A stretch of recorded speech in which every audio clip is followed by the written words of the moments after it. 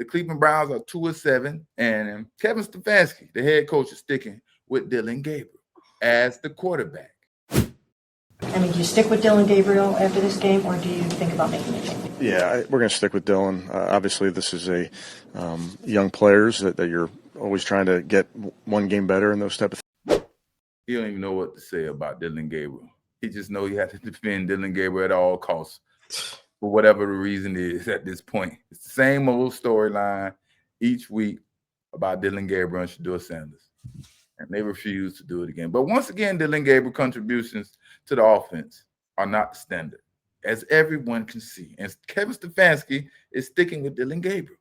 How many games have Dylan Gabriel won as a starter? One, right? He won one game as a starter. Mm-hmm. Nothing he has done look worth a damn to make the players on the team keep dealing with Dylan Gabriel at quarterback.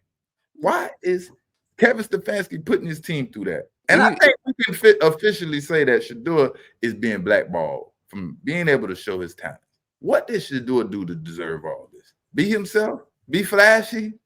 Just like any other kid? And Kevin Stefanski, he cannot be worried about his job security the way he is carrying on and still continuing to play Dylan Gabriel. It's hard to believe now because this is buffoonery. Buffoonery, what we're going through right now. It's hard for me to believe that the NFL doesn't want the Sanders family or Shedeur to succeed in their league. The things that are happening are just too suspicious. It's just too suspicious. They just lost to a Jets team that's trying to lose. Jets just traded away their whole defense away. They're not worried about winning no games. And Justin Fields, his third game, not throwing over 60 yards. He threw for 54 yards a day. I mean, granted, they got some. That doesn't even sound right. Touchdowns today. Saturday game, his third game, not throwing. This is his third game under 60 yards passing. He threw for 54 yards today and was able to walk away with a win.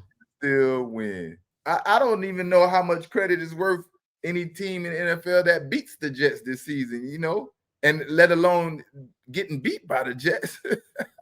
That has to suck as a player, letting the Jets beat you. That definitely has to suck, man. After they just trade away all their stars. They literally just trade away all their stars on defense. Like, go ahead, y'all could go, and then still beat you. Listen to how that feels.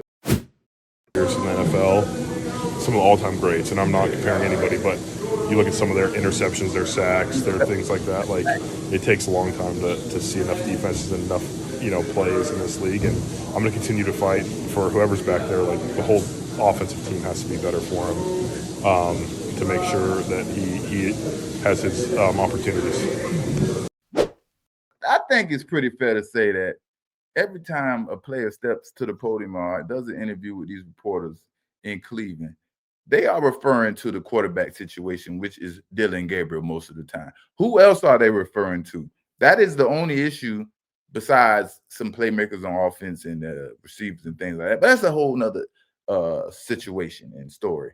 When they lose these games right here, these tough games, and they're fighting their tail off on defense and things like that, and the offense doesn't produce Dylan Gabriel or the quarterback situation, these players are feeling absolutely horrible. And the Jets gave the Browns a taste of their own medicine. Physical football with a bad quarterback. The same style of football Kevin Stefanski loves to play. Heavy run, a lot of rollout passing, good defense, and good special, because both quarterbacks are not good or close to average at their position. So that's how they got to win. Was you surprised at the outcome of this game? In my head, I had them chalked it up like, okay, this is the game that Dylan Gabriel is going to have a pretty good game and he's going to succeed a little bit.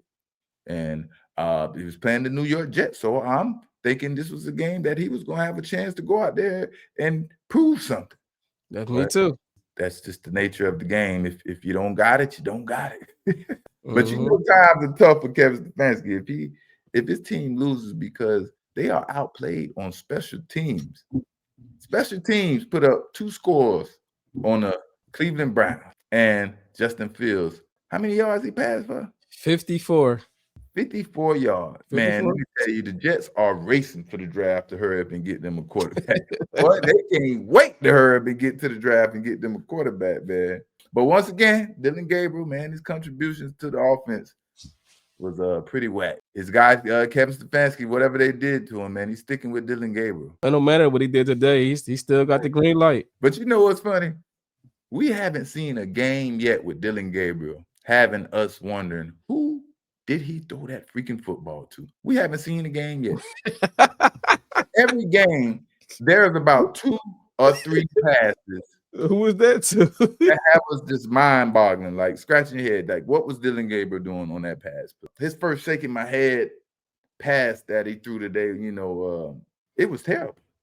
And it was the pass was so bad, and it was the pass that should have allowed or made Kevin Stefanski say, okay, it's time to bring Shedeur in. Let me go in there and put Shedeur in. Because that was just like awful. And as the offensive coordinator or a coach, I need completions and movement going forward. Man, that looks bad, man, for the offense. And like again, he's making his players endure this hectic foolishness by a 3rd round pick that isn't even invested in heavily. And then you have a quarterback who was much more accomplished than him. And everybody, in mostly everyone's opinion, you know, that you can try out and give the team a chance. But no, Kevin Stefanski refuses to. Even some of the completions was like dangerous right in front of him, not even like on the outside the hash or right in front of him. It's like he throwing the ball horrible and the players just getting lit up. I'm like, man, I know these receivers are just tired of the ball, the way the ball is getting delivered to them out there. That's the way it goes, man. And that's what they have to deal with. And like I said, as a player, that is so frustrating. It's so degrading. Like, if you understand that we have a better opportunity with a player that is just sitting down behind him and you refuse to put him in the game because you, for whatever reason, want to force this player on the players, man, that is a horrible feeling. And that's what they are forced to deal with, man, over there in Cleveland right now, man. It's just not a good look in my eyes.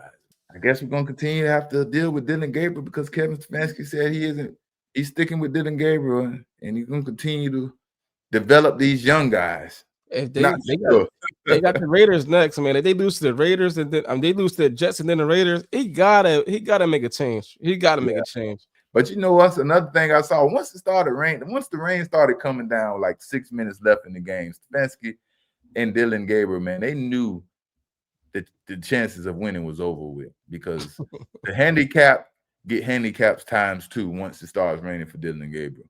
But at the same time, man, you know, they was doing their thing, throwing those little dumps and right and left 5 yards here and there and making those plays, man. So if Kevin Stefanski thinks or he can win games like that, or he's successful in winning games like that when Dylan Gabriel was able to keep making those dumps and 5-yard plays all the way down the field, then so be it.